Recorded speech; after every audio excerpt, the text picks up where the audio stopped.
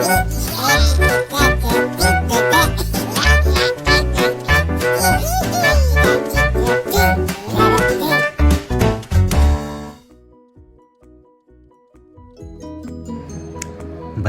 मुझे लग रहा है कि मेरी वीडियोस काफ़ी लंबी बन जा रही है। ऐसा इसलिए होता है क्योंकि मैं अपने बच्चों को अच्छे से अच्छे तरीके से उस चैप्टर को समझाना चाहता हूँ। पर हो सकता है कि इतनी लंबी वीडियोस मेरे बच्चों के लिए काफ़ी सरदर्द भरी हो। सो मैं आज वीडियोस कम से कम लंबी बनाने की कोशिश करूँगा। पर अगर आपको पुराने ही अंदाज में लंबी वीडियोस ही चाहिए तो कमेंट करके प्लीज़ बताएं। तो बच्चों, आज हम लोग क्लास 6 का इंग्लिश लैंग्वेज पढ़ेंगे। कौन सा चैप्टर पढ़ने जा रहे हैं हम लोग आज हम लोग पढ़ने जा रहे हैं बिल्डिंग अ शेल्टर। यह कहानी एक स्विस फैमिली के ऊपर है जो आंधी और तूफानों में अपने जहाज के तबाह हो जाने पर एक आइलैंड पर जा फंसे हैं और फादर कहानी सुना रहे हैं। उस रात हम लोग पेड़ के नीचे घास पर सोए थे। सुबह में हमारा सबसे पहला काम था सीढ़ियों को बनाना। हमें सीढ़ी की आवश्यकता इसलिए थी ताकि हम घर पर चढ़ सकें, उस घर पर चढ़ सकें जिस घर को हम बनाने जा रहे थे, एक बड़े पेड़ के ऊपर। हमारे पास काफ़ी रस्सियाँ थीं, पर हमें कुछ बांस के टुकड़ों की ज़रूरत थी ताकि हम सीढ़ी के स्टेप्स बना सकें और बांस की मदद से हम तीर और धनुष भी बना सकें। हमारे पेड़ के पास जो नदी थी उसके किनारे बांस के पेड़ दिखे। हमने उन्हें टुकड़ों में अपने ज़रूरत के मुताबिक काट लिया और उन टुकड़ों को एक गुच्छे में करके बांध लिया ताकि हम उन्हें आसानी से उठाकर ले जा सकें। हम सारी सामग्री को उठाकर वापस लौट रहे थे। अर्नेस्ट बांस के टुकड़ों का गुच्छा उठाया हुआ था, जबकि फ्रिट्ज और मैं बंदूक पकड़े रेडी थे, क्योंकि हमें नहीं पता था कि किस जंगली जानवर से बीच में हमारा सामना होगा।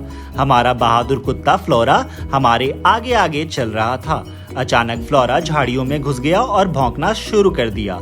तभी अचानक फ्लैमिंगो नामक पक्षियों का झुंड वहां से उड़ते हुए गुजरा।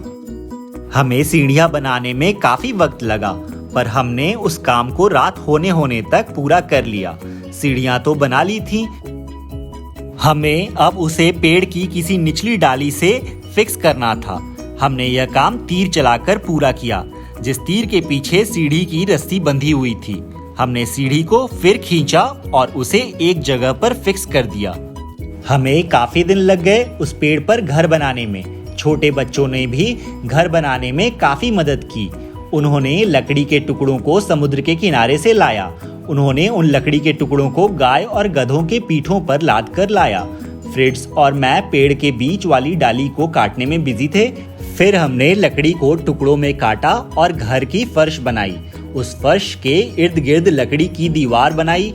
फिर हमने बड़े बड़े कपड़े और रस्सियों से बने जाले पेड़ की ऊंची डालियों पर लटकाए और आखिर में अपने ऊपर की डालियों को ढकने के लिए सेल क्लॉथ किस्म के कपड़े का इस्तेमाल किया, जिससे कि छत बनाई जा सके। कुछ देर बाद मैं लकड़ी की छत बनाने में जुट गया।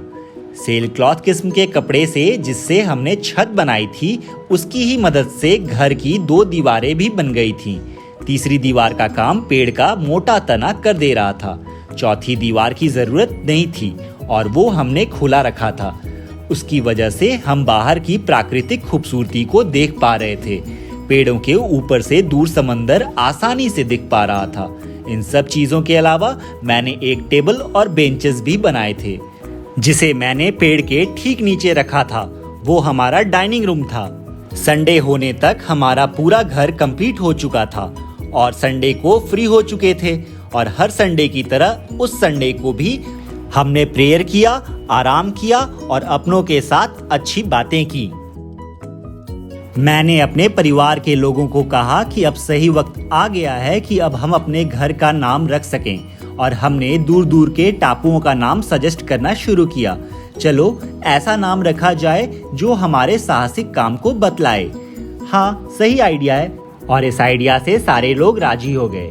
सबसे पहले मैंने कहा, पहले ये बताओ उस खाड़ी का नाम क्या रखा जाए जिस खाड़ी में हमने लैंड किया। मेरी वाइफ ने कहा, चलो इस खाड़ी का नाम सेफ्टी बे रखते हैं, क्योंकि हमें यहाँ भगवान ने सुरक्षित लैंड कराया है। हम सभी सहमत हो गए क्योंकि नाम काफी अच्छा था। वो जगह जहाँ हमने फ्लैमिंगो पक्षियों के झुंड देखे थे, उस जगह का नाम फ्लैमिंगो मार्श रखते हैं, ऐसा अर्नेस्ट ने कहा और हम सभी सहमत हो गए। फिर मेरी वाइफ ने कहा चलो उस पुल का नाम फैमिली ब्रिज रख देते हैं, क्योंकि उस पुल को बनाने में परिवार ने एक दूसरे की मदद की है। चलो उस जगह का नाम केप ऑफ डिसअपॉइंटमेंट रख देते हैं, जिस जगह पर हम दुखी होकर नाविकों की तलाश कर रहे थे। फिर जैक ने कहा कि चलो नदी का नाम जैकल रिवर रख दिया जाए। अब तक सभी जगहों के नाम सारों की सहमति के अनुसार रखे जा चुके थे, पर घर का नाम अब तक नहीं रखा जा पाया था। ट्री कैसल या फिग टाउन कैसे नाम है? बच्चों ने सजेस्ट किया, पर मुझे दोनों नामों में से कोई पसंद नहीं आया। फ्रिट्ज ने कहा चलो हम इसे ईगल नेस्ट बुलाते हैं। हमारा घर महल से ज्यादा घोंसले की तरह दिखता है। ईगल पक्षियों का राजा है और हम भी यहाँ राजा की तरह ही रह रहे हैं। पर मैंने फ्रिट्ज को कहा कि हम राजा नहीं हैं, चलो इसे फाल्कन बुलाया जाए। और मुझे विश्वास है कि तुम सभी फाल्कन की तरह ही बहादुर हो। सारे बच्चों ने चिल्लाया हाँ हाँ, चलो इसे फाल्कन्स नेस्ट बुलाया जाए। ये कहानी जॉहन विस के द्वारा लिखी गई है।